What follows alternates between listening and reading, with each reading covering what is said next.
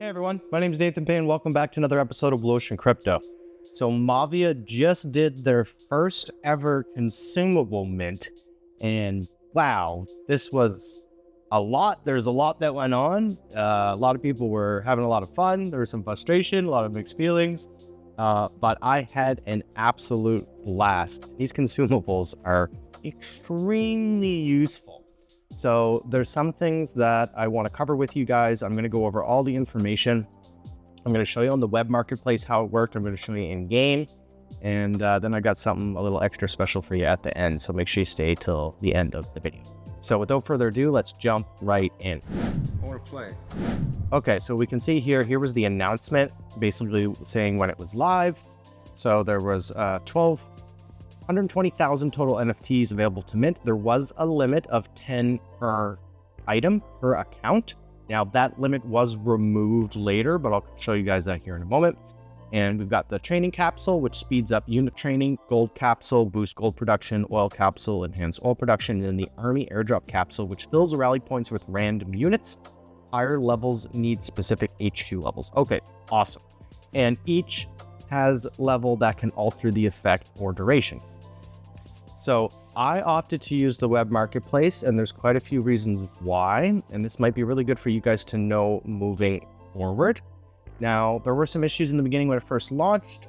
They had extended the period. They said it was going to be for 24 hours that they had the limit. They actually extended it an extra 12. And then it was interesting because I was actually in the marketplace kind of tinkering around with buy orders. Literally the moment the limit was removed, I found out because I was trying to place buy orders and I noticed, wait, this one just went through. Then it was on and I was rushing to mint as much as I could. So let's take a look at the web marketplace and I'll kind of show you how this works. So basically you want it to be down in the consumable section. That's the easiest way. You could see them all here. Right now, the description of these items you want to look at in game, right? So it's hard to kind of find out all the exact details when you're in the web marketplace right now. I'm sure that they're going to add that in later, but essentially you'd go over here, and the way that it was working is you can do buy limit orders. So I know a lot of us were setting up buy limit orders ahead of time for when the limit was going to be removed, but those buy orders didn't actually execute. So you had to initiate new buy orders once the limit was removed. So hopefully that's something that Mavia will fix in the future, but man, this is just such a fun experience, and the web marketplace is super clean. And it makes sense. This is a community stress test, guys, right? We're trying to help them understand any issues or bugs or things that were going to come up. And I think that it actually went pretty well considering. Would have been nice if we had a little bit more notice when things were occurring, but we know the devs were working on stuff. But either or, you'd come in here, I think the trading capsule 03 was selling for 300.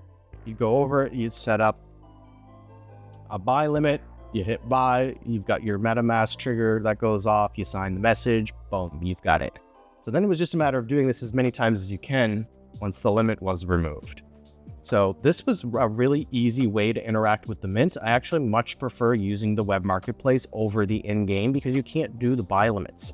Now, it is interesting to note that if you try to do a market buy, you are going to place slippage. So you're actually going to spend more then. But what you want to do is you set it to 5%. So that's the lowest that you can actually do with the slippage, is setting it to 5%.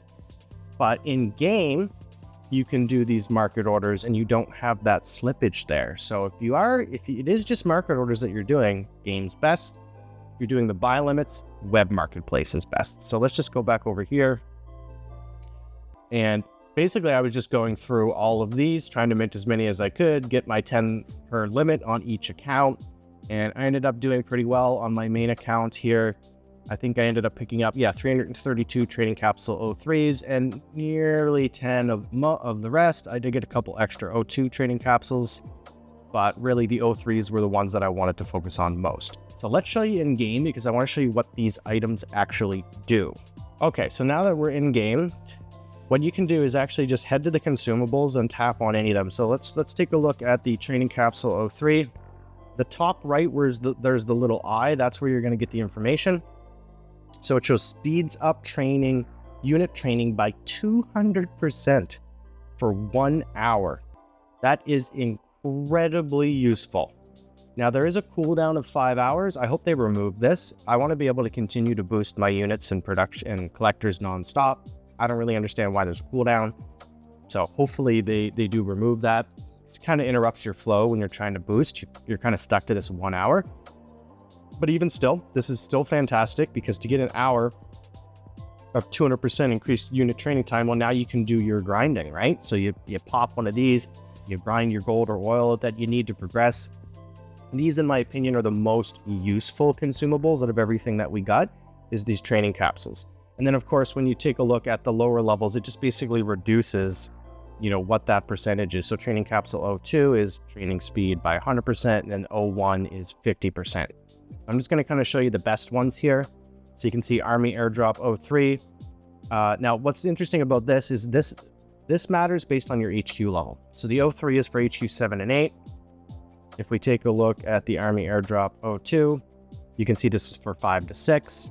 So the Army Airdrop's the only one that's really kind of conditional based on your HQ level, so that's important to understand. And then when you take a look at the gold capsules here, you can see same thing. It's got a cooldown, there's a duration, except you can use this on any. And I actually popped one. You can see I've got 13 minutes left going on my boost right now. It's kind of cool that it shows up here on the screen.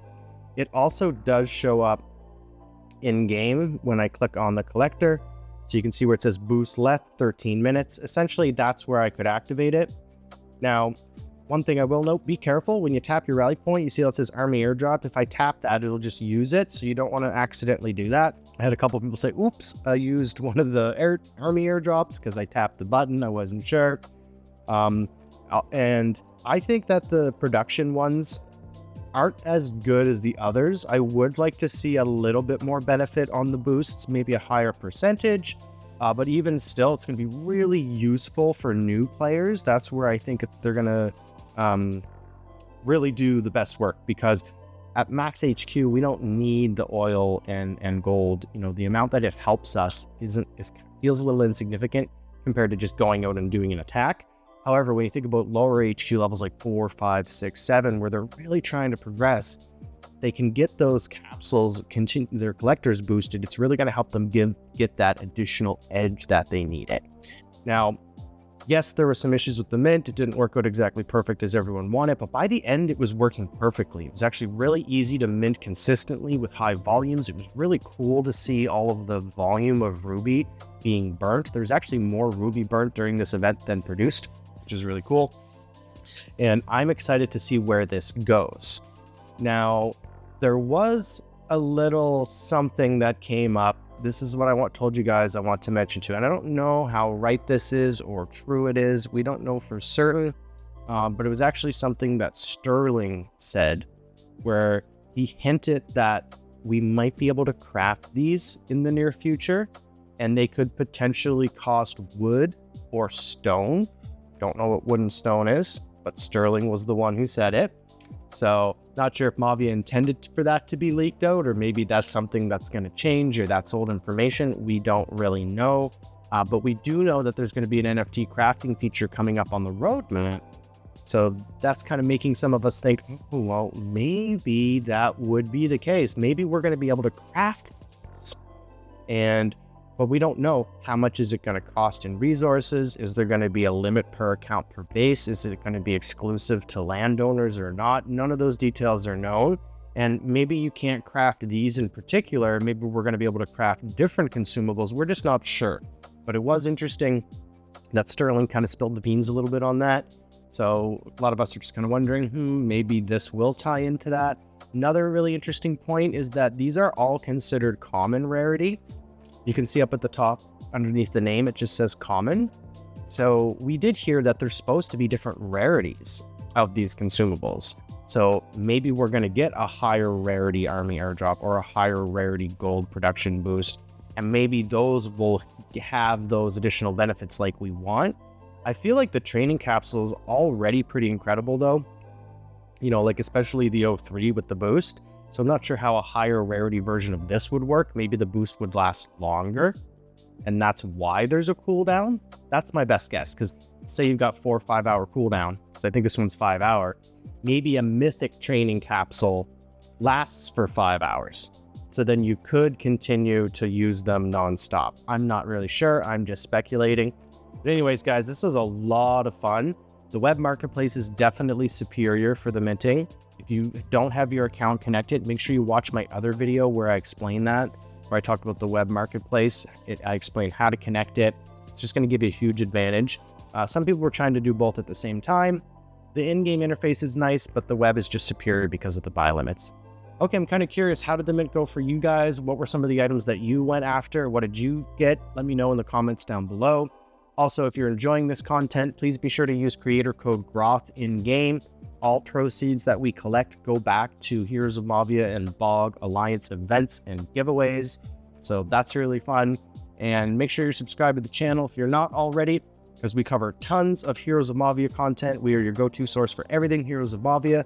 And smash that like button. Okay, we'll see you all in the next video. Cheers.